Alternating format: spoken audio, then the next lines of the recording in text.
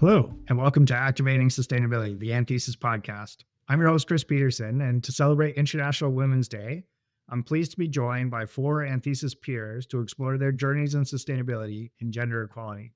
While it feels like we've made a lot of progress on the gender equality, it is a sobering reminder that according to data from the World Economic Forum, at the current rate of progress, it will take until the year 2158, or roughly 5 generations, before we reach full gender parity. To explore this further, I'm joined today by Amrit Kaur Bassi, Senior Business Consultant within our Brand and Comms Department, Annabelle Stamm, Managing Director for North America, Eulalia Miralles Sabadell, Head of Sustainability, Internal Communication, and Corporate Culture in Anthesis, Spain, and Emily Bartlett, Manager on our Impact Capital team.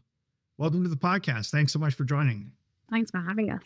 I know from previous conversations, I know we're all pragmatic optimists and expect that the tone of our discussion will really focus on that aspect. But before we get into that, Emily, I wondered if you could speak briefly to the current climate around women's rights and issues. Yeah, sure, I'd be happy to. So it's just important that we acknowledge that in the current global climate, it can sometimes feel like the progress that's been made in many arenas of impact can sometimes feel like it's regressing.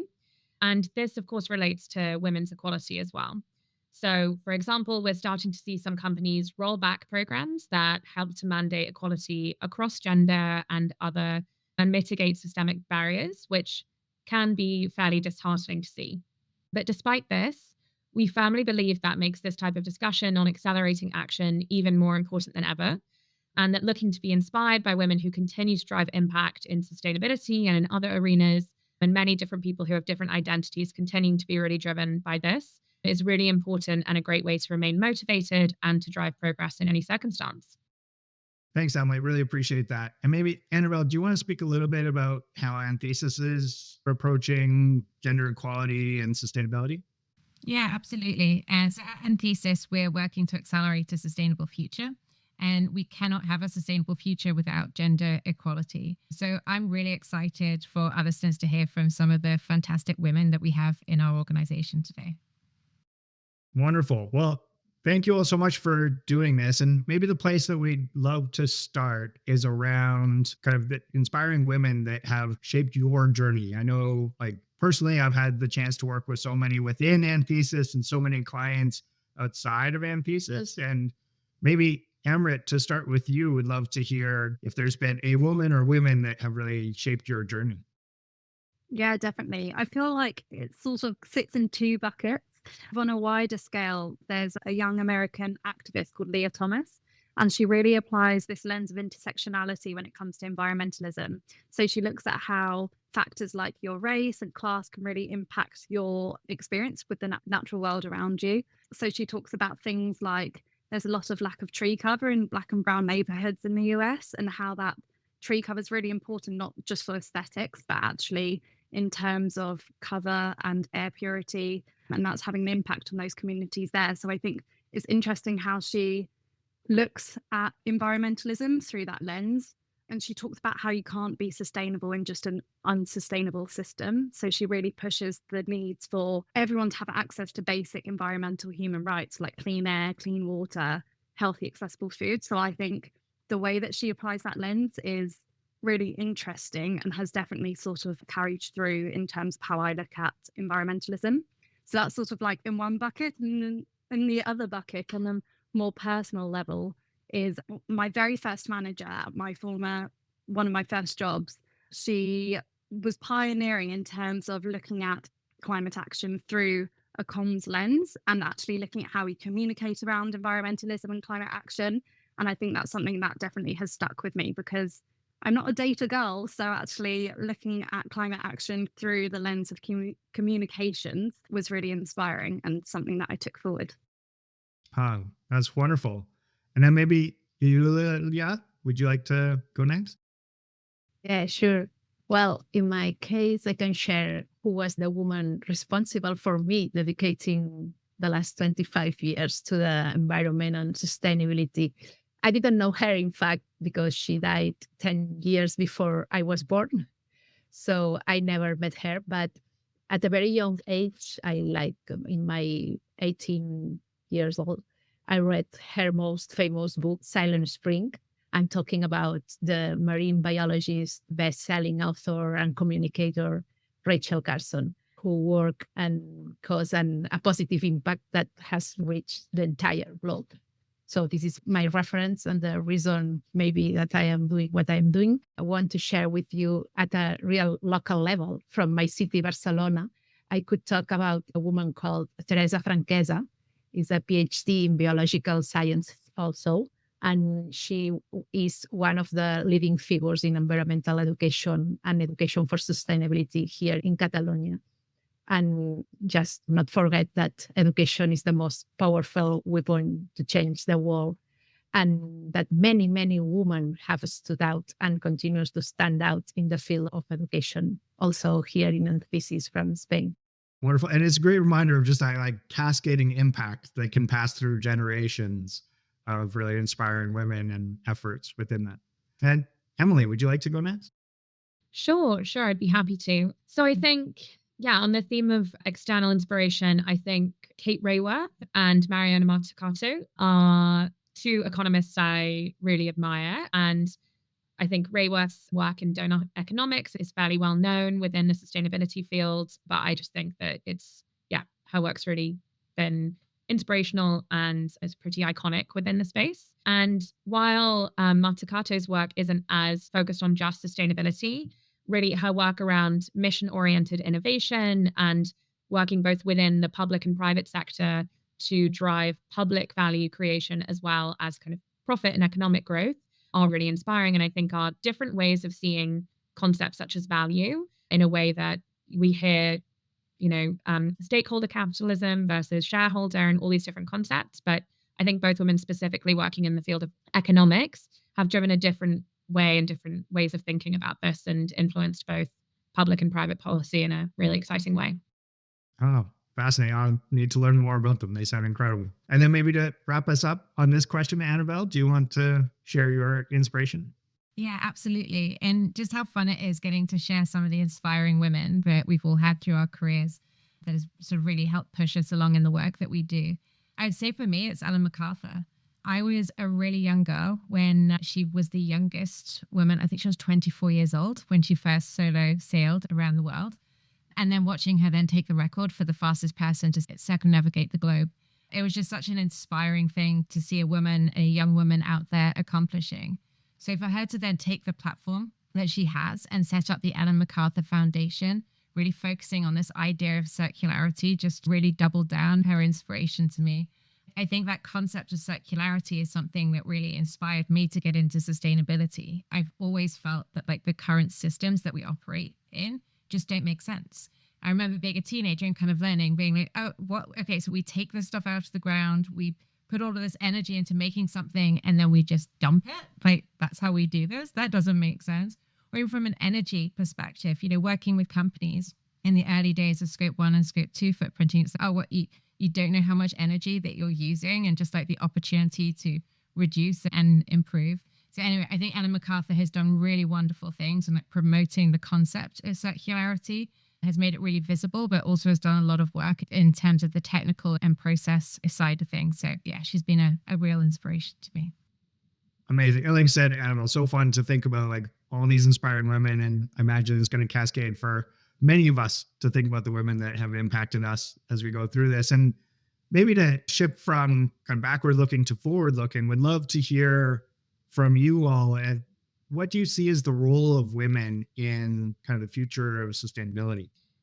Yeah, I think in terms of the future of sustainability, I think as we've seen, there's so many great women that we look to for really interesting inspiration in this space. So I think the main thing is just to continue to do great work in this area. And I think to bring that kind of original question a bit more personally, I really would love to give a shout out to my manager at Anthesis, Astrid Deruva, who is the head of Impact Capital here. And I think she really represents like female leadership in a really fantastic way, and is really demonstrating the type of brave and bold and exciting work that you can do in this space. And I think that continuing to develop those types of really exciting structures like the Cosmetics Pivot Fund and Industry Pivot Fund which Anthesis is really excited about. I think it's just to be working with a team that is led by a woman and to be doing this type of really exciting work, I think is, a really great way to think about the work that we can all be leading in the future of sustainability, and would love to see continue. Fantastic. And I know when we were talking about this, Eulalia, you had mentioned a book that you had recently read that you thought was really relevant to this conversation. Yeah, I recently read this book. This edition is in Catalan, but I highly recommend. The title is Why Women Will Save the Planet. So to find the answers to this very interesting question, you can read the book. And yes, for me, it's true that our patriarchal Western society has led us through the history to the current state of collapse. So I'm convinced that with a female leadership, or even better, with a mix of all gender identities leadership, we can change the world for the best. I really like that last piece about all the different gender pieces and real diversity into this, because the way I see what we're working with is that we are trying to address one of the largest, most complex global puzzles we've ever seen. Nobody quite knows how this puzzle works and how it's all going to come together. So why limit that to just one view, one approach, one experience? By bringing in this diversity, you're really able to kind of amplify the expertise, the insights, the thoughts, the voices that we have to be able to collectively solve this challenge that we're going after. Yeah, I think that's a really important point, is that it's really great to see such great examples of strong female leadership throughout the space. But I think the most impressive initiatives are led by folks who have a range of experience, many different genders, identities, and can bring local knowledge, lived experience, all of that together. And I think that's what we're really proud of at Anthesis, is being able to bring together a diverse range of expertise, of global perspectives, and really try, to Annabelle's earlier point, solve really challenging, meaty problems with a unique skill set that we can all bring to the table. I'm totally in agreement. I think it definitely goes back to what I was saying around intersectional environmentalism, and actually applying everyone, no matter who you are, everyone has different components to their identity, and bringing that brings different perspectives, but also unlocks different solutions. So actually, the more perspectives we can get, the more solutions we can come to together, which is really exciting and interesting.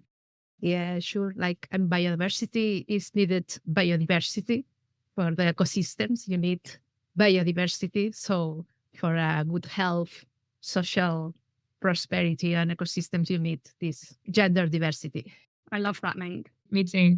I think there's so many different types of leadership, and sometimes people think that women lead in a certain way, but in reality, I've had a myriad of really fantastic leaders across the board, and they all bring their own flavor and strengths to that as well. But I think a major component of some of the great leaders I've worked with, who've been women, are around having a real understanding and listening to their teams in a really great way, and kind of bringing those voices to the forefront. So while I don't think that's necessarily a gendered thing, I think it's a leadership trait that we can all consider and try and, amplify those voices and bring different opinions from across the organization to the forefront and demonstrate that type of leadership. Oh, that's great. And maybe just out of curiosity, are there other aspects of when we talk about that, like female leadership or women in leadership, that really stand out as what you see as differentiating? And then maybe on the flip side, what are some of the unique challenges that you see as kind of powerful women leaders within Anthesis and the sustainability space? Yeah, I think I honestly do try and shy away from anything that is considered a specific trait of certain leaders. I think that we can all learn from that, or from different leadership styles, I suppose. But as I'd mentioned, I do think that having high EQ, let's say, which can be something that's associated with female leaders, but is not always the case, and it often is demonstrated across the board gender-wise, I think that's a really great thing to drive forward. And I do also, I think in terms of the challenges, again, this is the case with many different people throughout their lives, but I certainly think that, and we know through the data, that women often have more caregiving responsibilities at home, whether that's for children or family members or whatever that may be. And I do think that we still see some systemic and structural issues around designing, or how traditional workplaces are designed, and how you balance the myriad of responsibilities, and really important responsibilities to everyone, but that can be really difficult to manage when you've just got a 9-to-5 job that or longer, let's be realistic. It's not really 9 to 5 always. That, yeah, is also a core part of your life and experience. So I would say that seems to be a continuing challenge and unique aspect of leadership challenges that women face. And that's, I think, again, shifting, but definitely something that we can do to set up workplaces that can help people balance that. I think that's such a good point. And I think COVID was a really interesting time for a number of caregivers, actually for everybody, because it really pulled back this curtain of this very hidden part of the individual and the amount of work that goes on beyond work as a caregiver. And I think one of the most important things around the movement around any kind of wave of feminism is really around equality. And that equality really starts in the home. I feel incredibly privileged to lead the 250 amazing sustainability activators that there are in North America. And my job is incredibly important to me and the purpose and the work that we do. But in addition to that, I am a mother, I'm a wife, I'm a friend, I'm a daughter, I'm all of these different things. And I think it's really important that we're able to show up as our full selves. And I do feel a lot of responsibility as a leader who happens to be a woman to have a bit of visibility around this space and kind of acknowledge the fact that, that I am a mother and there are sometimes these competing priorities. I was actually very nearly late for this podcast, don't tell anyone, because one of my little ones had stolen my headphones and pulled them apart. Sometimes there are things that just aren't visible in the background. But yeah, just coming back to that quality piece, I feel like I'm able to do a lot of what I do because I have a husband who really supports me in these pieces. And it's very much kind of an equal partnership of shared caregiving. And I think he's someone who is able to be very visible as a father in the role that he does and really support me with the work that I do. I think that what you said, Annabelle, around caregiving or parenthood is really interesting. And there's a lot of research out there that parenthood actually is a key turning point for a lot of people making those shifts to more sustainable behaviours. And with that comes a lot of eco-anxiety as you reassess your position in the world. And I think what's really interesting, drawing on my own experiences, is the resourcefulness that comes with parenthood. I look at my mum, for instance, and I look at the way that this is on a very small scale, but when she boils veg, she doesn't throw away that water. She reuses it for that broth for dolls or soups, for instance. And I think what's quite interesting is that intergenerational approach when it comes to sustainable behaviours. And Chris, you were asking around how women play a role in shaping the future of sustainability, actually instilling those sorts of sustainable behaviours to the next generation is a key part of that. So I think that's very interesting to lean on in terms of that resourcefulness that can come with caregiving or parenthood is one to look at. Wonderful. And then I know, Eulalia, you had a few thoughts in this area as well. Would you like to share those? Well, yes, I was thinking that sure, women, we have, I believe, a stronger instinct to be carnivores from our DNA, the historical evolution. And by extension, we have a planet to take care of. The planet, it's not ours. We are the caretakers of the world. So I'm convinced women probably have a crucial role in spreading this culture of taking care of ourselves, of our environment, immediate environment, like family and extension community, so country, so the world and the beings around us. So we have these stronger instincts. So I think it's the first step to making the world a livable place. I love that. And I actually think there's quite a unifying sentiment around that, right?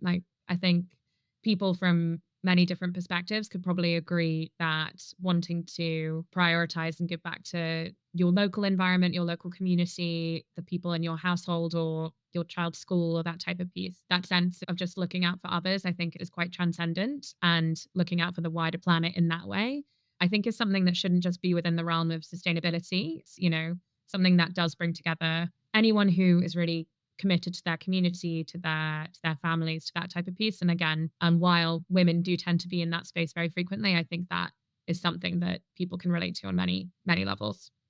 Yeah. And Emily, I think it's always fascinating kind of reflecting on this conversation and a number of my experiences as a father and son. I'm always amazed at how much credit kind of gets thrown my way for just doing the most basic parenting practices or showing up or any kind of caregiving versus my partner who seems to be under this incredible amount of pressure to do it all. right? And it's just fascinating that it feels like we made so much progress, but have so far to go within this space for that true equality, like you were saying, Annabelle, of progress. Absolutely. Nowadays, I still have to hear what an incredible husband you have who helps you so much at home and with the children. And naturally, I say everyone helps as much as they can according to their circumstances. So it's natural. So this is not about gender, but it's a pity that nowadays it's like a surprising issue, this situation. Yeah, it's really kind of jarring and shocking. And maybe that builds to the next area I'd love to explore with all of you, which is as a man who aspires to do better, but often fails, I'd love if you have any suggestions or insights in terms of how men can show up as better allies or this process. Yeah, I think it's just trying to recognize different people's experiences and, realities back home. And I think, Annabelle, your earlier point of kind of COVID revealing a lot of that stuff. I remember I worked with a CFO in my previous organization who was incredible, but always very focused on work. I didn't want to bother her. I think I probably just was a bit intimidated by her. And then during COVID, we were on a call and she had one of her kids come kind of sit on her lap. And it just really softened my perspective of her. And we spoke about stuff outside of work. And I felt that really meant that I had a better perspective of who she was as a leader and her reality outside of work. And it made me admire her all the more, as I do for any parent, for all the different things that they balance. So, Chris, I guess it's what I'm really saying there is just trying to be proactive around thinking around different women's realities back home and how to incorporate, I don't know, things, even small things. And this is not, again, specific to women, but just honoring people's time and not having meetings run over because people need to go to pick up their kids and doing all that type of stuff. I think that benefits not only women, but all of us at work. But a couple of things tangibly that I've really been impressed with in the workplace is that I had a male colleague notice that a lot of women were taking, or the women on the team were taking notes pretty consistently and following up with action items and that type of piece. And that was not aligned to kind of the seniority. It was just aligned to gender. And so I think that person noticing that made a really big difference to me. I was really impressed and really appreciated it. And along a similar vein, I had a colleague who really basically we were having an open discussion around pay transparency, and the male colleague basically said, oh, okay, this we should be aware that this can disproportionately affect women, right? And so I think that type of thing, recognizing that with all the best will in the world, you're never going to have a perfect setup around this stuff, but just being able to advocate for that stuff and balancing listening to women while also and giving them space to contribute themselves while also advocating for them, especially if they're not in the room, I think is a really helpful way to show up. I think they're such good examples, Emily. And I think that's my call out, my ask is that advocacy piece. Someone once gave me this advice, which was be careful what you're good at. And it really speaks to that kind of note taking in organization. It's a really challenging dynamic where there are a lot of tasks like that, or like calendar organization and things like that can really fall to the women, despite seniority or anything there. So yeah, being careful what you're good at, but then just really encouraging men to speak up. And I have had some instances, and they've been really notable to me when a man has spoken up when they've seen some inequality in a lineup in meetings, seniority in any of these things. And some women feel very strongly and are able to have a strong voice in this space. Many women don't. So being able to advocate and call out where you see something that might not be equal or could be improved by my more diverse views, I think would be my recommendation here, my call out here.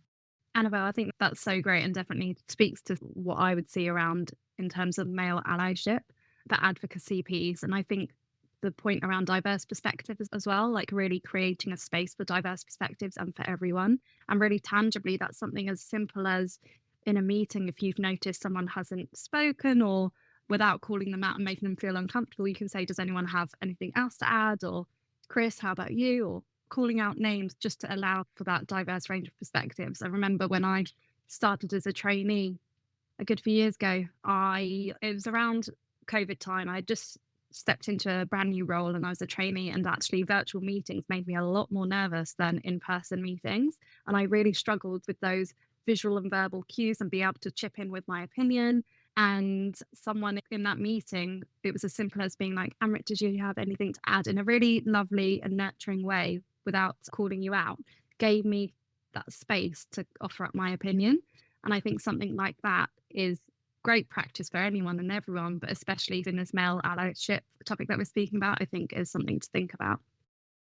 I think that's great. And the only other thing I would say is just, I think reading up on some of this stuff, and I'm sure a lot of reports and articles and things will come out around International Women's Day, but I highly recommend a book called Invisible Women. I will say it can be frustrating to read. There are some things which I don't think are necessarily intentional, but the way that history has gone is like, women's approach to medical care, and I would hope this has changed, but crash dummies in cars used to be suited to an adult man and not to women. And so women had a much higher proportion of injuries. And so it is these things which by no means do I think the designer of this car thought, oh, I'm going to make this dangerous for a woman. That's clearly not the case, but it's just that baseline thought. And so finding ways to think about how we approach things at work, what your immediate assumptions are, because the whole world can sometimes be pushing us to think of a certain type as the baseline. So continuing to educate yourself around different ways that kind of systemic challenge can show up, I think is a really great way of being an effective ally, and is something I definitely try to do in spaces where I try and be an ally for folks. This really reminds me of the It's Okay to Save My Life campaign that we did. If you haven't seen this, I really encourage you to check this out. It was a piece that we did with St. John's Ambulance, and there was some research that showed that it was like 46% of men weren't comfortable placing a defibrillator on a woman's chest or giving them CPR. So it was this fun bra that was designed that says it's okay to save my life, and providing guidance on giving CPR to women. I found that shocking. And I definitely live a little bit more in fear of my life, knowing that many men are too nervous to save it. But yeah, I think it's such an interesting example of that kind of invisible women piece, Emily, that you mentioned. My personal frustration, really getting some of my home truths at the moment, is my desk. I know everyone's going to say, well, just get an electric desk or one that moves up and down, but even those start really high. All desks are designed for tall men, and it's impossible to get one lower than 30 inches. I've looked into this way too much. But there are all of these things that you don't realize that your life is forced around and hasn't been built around you to contend with. Yeah, I had a similar experience on one of the e-bike type things that you have in London. There's a certain brand that is just a little bit higher than is comfortable for me, even at the lowest setting. And I was like, I don't feel safe cycling around on this, so I'm not going to use this now. And I just thought, wow, what a failure of design for this company, where I would have used them otherwise, but I'm just a little too short and I don't feel comfortable using it. So it's good business to be thinking about all this stuff. And yeah, I love that campaign. I think it was a really cool one. So yeah, definitely spread the word around to save lives there. I think those examples of the desk and the bike speak so much to the diverse input, like you were saying, Amrit, of being able to have somebody at the table like, have you thought about this from this side, right? And as a kind of middle-aged white guy, like so much of the world is designed for me and expected around that, and it's great to have that awareness and be reminded of the need for that awareness, which is always a work in progress. Like what I'm taking from that is this education and awareness, kind of the advocacy side of that, and really looking around to make sure that everybody's voice is being heard. And right to your point of pulling them into the conversation and transitioning some of that conveyed authority that maybe I experience within that, the value of those diverse perspectives. Emily, picking up on your comment about COVID, like it's always really interesting to think about the number of positive feedbacks I've gotten for being really explicit about like family time and like personal time that I have on my calendar. And then just that kind of need to show up as much as possible within that. So really appreciate all of that perspective. Really helpful. I think that last point, I saw that today in a wider chat within our Anthesis team. I don't know this person, but a dad commented and said, hey, I'm in a workshop all day, so I need some time with my kids. Like I won't be able to join this meeting. And I was just like, that's so cool. Also, I just think it's a discredit to parents everywhere. Like lots of parents want to spend time with their kids, both whether you're male, female, whatever. So I think just demonstrating that, and to your point, being explicit about it, is a really powerful way of being an ally. Wonderful. Well, I know we're coming up on time, so maybe a final question To wrap up, that we'd love some thoughts of what advice would you give to your younger self? And would love to hear from each of you as we think about International Women's Day and women's role in sustainability and the journey that you've been on within your careers. Maybe Eulalia, would you like to kick us off? I would tell her just that if you want to work for a more sustainable world, make your voice heard, let your perspectives be seen, because your approach is essential for finding new solutions. And the most important, don't let yourself be silenced, because you can contribute to making the world much better place. So make your voice heard, whatever your gender is. I love it. Then Emily? Sure. I think I would probably say appreciate the ride and don't worry too much about what you're going to be doing next and jumping through all the hoops. So enjoy the process and that you'll go on to do really cool work with really cool people. So I feel really lucky in that way. And I think the other thing would be I was pretty unathletic as a child. Felt pretty bad about that. And then in my adult life, I've run multiple half marathons. And I think that 8-year-old Emily would think that was pretty badass. So that would be a message as well. Emily is a badass. That's a good message to young Emily and other women out there. I thought this was a really interesting question, and it really caused me to pause and reflect on how the past few decades have been in this industry. And it reminded me back in 2007, I think it was, the IPCC report came out. I think it was AR4. And it was really talking about the transition and the mitigation that we'd have to go through. I think it was the first time that they started talking about 2 degrees and started talking about some of the worst effects of climate change and fires and things like that. And I remember talking to my family about it. And for a start, back then, nobody understood what I was doing. Everyone thought I was in this kind of tree hugging space.